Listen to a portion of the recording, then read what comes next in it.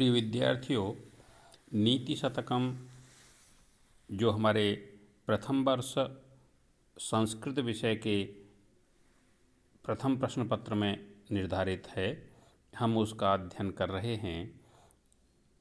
अब तक हम 28 श्लोकों का पाठ कर चुके हैं। आज आगे अध्ययन प्रारंभ करते हैं। परवर्तिनि संसारे मृतः को वा न जायते सजातो येन जातेन याति वंशः समुन्नतिम्। भर्तृहरि इस दुनिया की यथार्थता को बताते हुए कह रहे हैं कि परिवर्तिनी संसारे, इस परिवर्तनशील संसार में मृतः को वा न जायते, किसकी मृत्यु नहीं होती और किसका जन्म नहीं होता है। अर्थात प्रत्येक मनुष्य की, प्रत्येक जीव की मृत्यु होती है और प्रत्येक मृत जीव पुनः जन्म लेता है। सजातो येन जातेन याति वंशः समुन्नतिम्।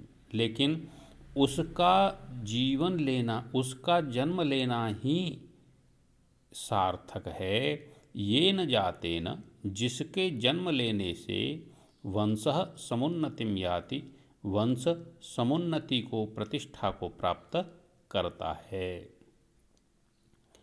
परिवर्तिनि संसारे कह वा न मृतः कह वा न जायते। अन्वय के अनुसार अर्थ देखिए। इस परिवर्तनशील संसार में कह वा न मृतः, कौन नहीं मरा है, कह वा न जायते, और कौन मृत जीव पुनः जिसने नई देह में जन्म नहीं लिया है। अर्थात सभी मृत्यु को प्राप्त होते हैं और पुनः सभी जन्म भी लेते हैं। लेकिन कह रहे हैं कि ये न जाते न, जिसके जन्म से वंशः समुन्नतिम् याति, जिसके जन्म लेने से वंश समुन्नति को प्राप्त होता है, सह जातः, उसका जन्म लेना ही सही रूप में सार्थक है। जन्म की सार्थकता पर भर्तृहरि विचार कर रहे हैं कि किसका जन्म सार्थक है।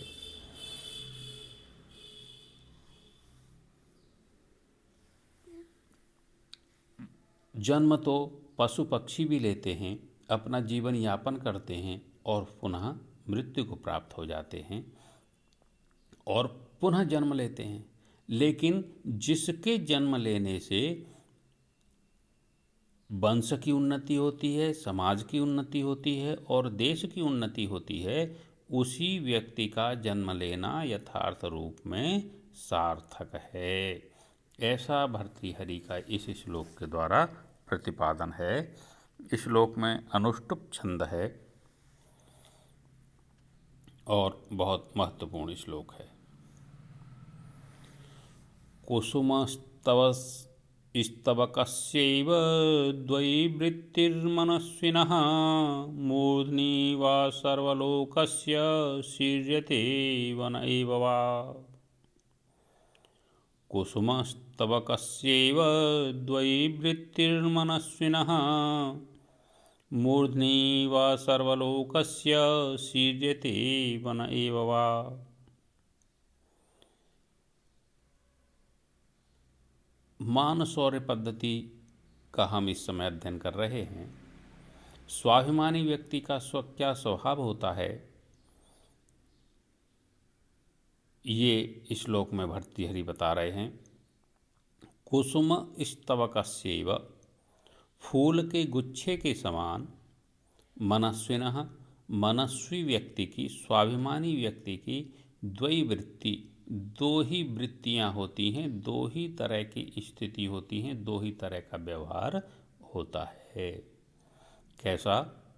मूर्ध्नि वा सर्वलोकस्य, या तो वह सर्वलोकस्य, पूरे समाज के मूर्ध्नि, सिर पर स्थित रहेगा। शीर्यते वन एव वा, या वन में ही नष्ट हो जाएगा। अन्वय के अनुसार एक बार अर्थ देखिए। कह रहे हैं, अन्वय से पहले हम इस श्लोक को समझ लेते हैं। कह रहे हैं कि देखिए, मनस्वी व्यक्ति और जो फूल है, इन दोनों का स्वभाव एक सा होता है। फूल को अगर कोई तोड़ेगा तो देवता के सर पर चढ़ाएगा या माला में गूंथा जाएगा, तो वह या तो देवता के सर पर रहेगा या मनुष्य के सर पर रहेगा, वो पैरों में नहीं पड़ा रहेगा। उसी तरह अच्छा, या अगर नहीं तोड़ा जाता है, अगर वो फूल पर ही, पेड़ पर ही नष्ट हो जाता है, पक जाता है और नीचे पंखुड़ियाँ उसकी खिल के नीचे गिर जाती हैं, तो वो वन में ही नष्ट हो जाता है। ठीक इसी तरह जो स्वाभिमानी व्यक्ति है वो या तो सर्वलोकस्य मूर्धनि, सभी लोगों की मूर्धा पर सम्मान का पात्र होता है, या वन में ही स्वयं को नष्ट कर देता है, तपस्या करता हुआ वन में ही स्वयं को नष्ट कर देता है। कुसुम स्तवकस्य इव मनस्विनः द्वयी वृत्तिः, कुसुम के गुच्छे, फूलों के गुच्छों की तरह मनस्वी व्यक्ति की, स्वाभिमानी व्यक्ति की दो वृत्तियां होती हैं, दो ही स्थिति होती हैं। कौन कौन सी? सर्वलोकस्य मूर्धनि वा, या तो सभी लोक, समस्त लोक के सिर पर स्थित रहना, वन एव वा सृज्यते, या वन में ही तपस्या करते हुए नष्ट हो जाना। तो जो स्वाभिमानी व्यक्ति होता है या तो वो सम्मान के साथ जीता है, या यदि समाज ऐसा है कि उसे सम्मान नहीं दे रहा है तो वो स्वयं को वन में ही नष्ट कर देता है। वह किसी की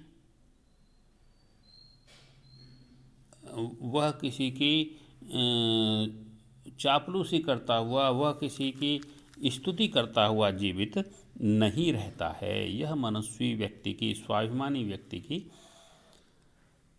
विशेषता होती है।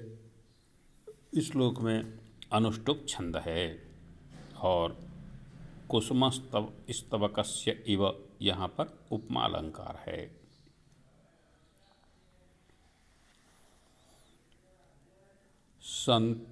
सन्त्यन्येऽपि बृहस्पतिप्रभृतयः सम्भाविताः पञ्चशः, तान् प्रत्येशविशेषविक्रमरुचिर्राहुर्न वैरायते, द्वावेव ग्रसते दिवाकरनिशा, प्राणेश्वरौ भास्वरौ, भ्रातः पर्वणि पश्य दानवपतिः, शीर्षावशेषाकृतिः।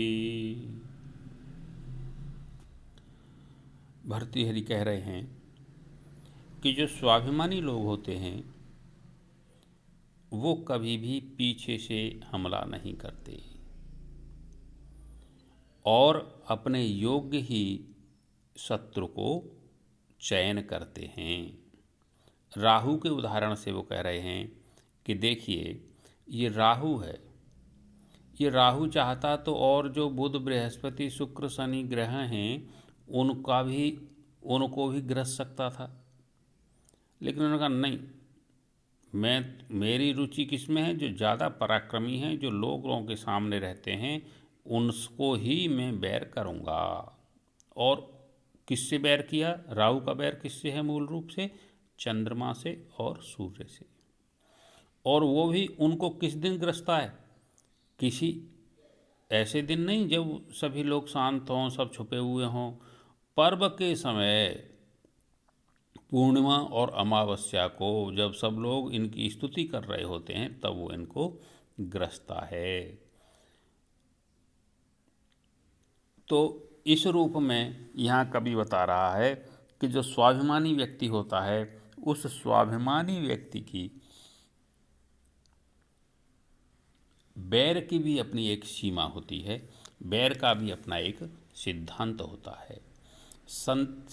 सन्त्यन्येऽपि बृहस्पति प्रभृतयः संभाविताः पंचशः, अन्येऽपि बृहस्पति प्रभृतयः संभाविताः पंचशः।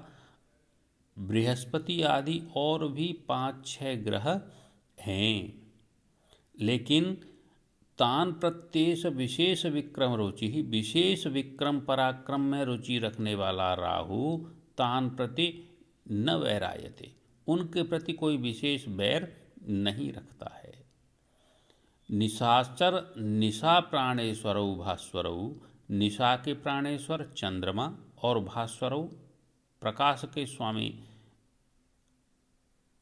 सूर्य, दिवाकर ए द्वावेव ग्रसते, इन दोनों को ही अपना ग्रास बनाता है, इन दोनों को ही ग्रसता है। भ्रातः, हे भाई, पश्य देखो, दानवपति ही शीर्षावशेषाकृति ही, जिसका केवल सिर ही शेष है, ऐसा दानवपति वो भी पर्वणि, पर्व के अवसर पर ही इन्हें अपना ग्रास बनाता है। अन्वय के अनुसार एक बार अर्थ देखिए। बृहस्पति प्रभृतयः अन्ये भी पंचशः संभाविताः सन्ति, तान् प्रति एषः विशेष विक्रम रुचि ही। बृहस्पति प्रभृतयः, बृहस्पति आदि और भी 5-6 संभावित ग्रह संति हैं, तान् प्रति एषः, उनके प्रति यह विशेष विक्रम रुचि ही, विशेष पराक्रम में रुचि रखने वाला, शीर्षावशेषाकृति ही, शीर्ष ही जिसकी आकृति में शेष है, ऐसा दानवराज राहु उनके साथ बैर नहीं करता है। भ्रातः, हे भाई, देखो, पश्य पर्वणि, देखो पर्व के समय पर ही, द्वौ भास्वरौ, दोनों प्रकाश से युक्त दिवाकर सूर्य और निशा प्राणेश्वरौ, और निशा के प्राणों के समान रहने वाला चंद्रमा को ही ग्रसता है। अर्थात राहु भी अपने पराक्रम के अनुसार देखकर ही वह बैर करता है और बैर करके उनको ग्रसता है। ऐसा यहाँ पर पौराणिक सिद्धांत से भर्तृहरि ने समझाया है कि पराक्रमी व्यक्ति को अपने समान पराक्रम वाले से ही बैर लेना चाहिए, यही उसकी वीरता है। इस श्लोक में शार्दूल विक्रीडितम छंद है। आज इतना ही।